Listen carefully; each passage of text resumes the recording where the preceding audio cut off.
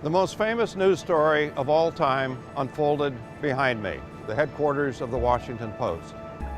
The story was the Watergate scandal, and the Post's reporting on it helped bring down a president. The story began when 5 men were caught burglarizing the Democratic national headquarters in the Watergate complex. As it happened, they had links to President Nixon's re-election campaign. Their capture sparked a flurry of news coverage, but then it quickly died down. 5 months later, Richard Nixon was elected to the presidency by a landslide, and the break-in at the Watergate complex seemed almost like a footnote to the campaign.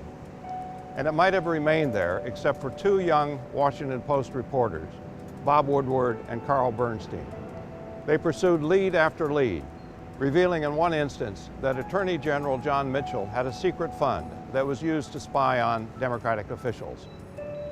The Nixon administration charged that their reporting was biased and baseless, and they pressured the Post publisher, Katharine Graham, and the Post editor, Ben Bradlee, to call off the 2 young reporters.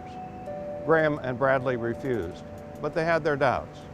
If what Woodward and Bernstein was reporting was so accurate and so important, why were other news organizations not following up on the story?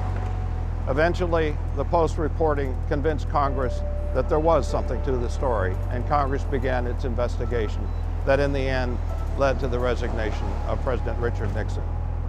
The Post-Watergate coverage illustrates the press at its best, pursuing its watchdog role under the First Amendment, carrying out its duty to keep an eye on those in power and to reporting when they engage in wrongdoing.